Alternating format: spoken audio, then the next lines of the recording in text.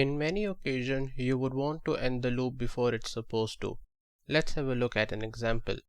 Imagine you are writing a program that controls your smartphone to search for Wi-Fi networks around you. You want to retry 10 times and then give up. So we build a loop that starts count from 1 all the way until 10 and increment by 1. So this is going to repeat whatever's inside the loop exactly 10 times. Inside our for loop, we will be calling this function which is called check Wi-Fi. Imagine that this function actually performs a Wi-Fi search and returns true if it actually found one.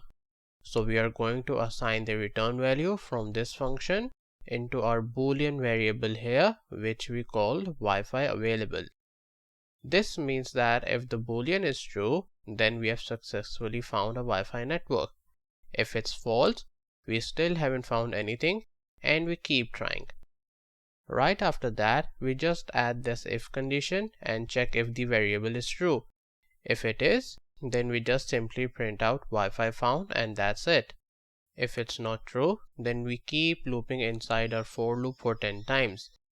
This will keep retrying 10 times until it either finds it or not.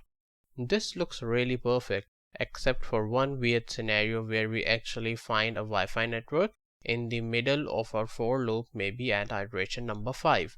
So imagine that iteration number 5, our check Wi-Fi happened to return true, updating our variable here to become true. So we step inside our if condition here and we print out Wi-Fi found.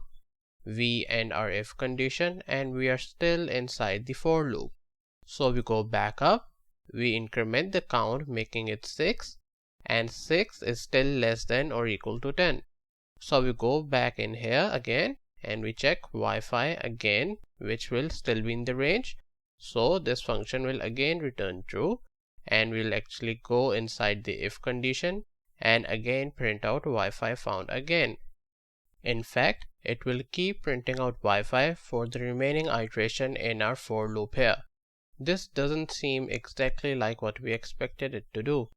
The way I would have imagined it is that once we found a Wi-Fi network, we want to end this search. Luckily, Java offers this keyword called break. If we simply add break keyword here, what we are saying is that once we actually find a Wi-Fi and print out Wi-Fi found, break would actually end this for loop entirely.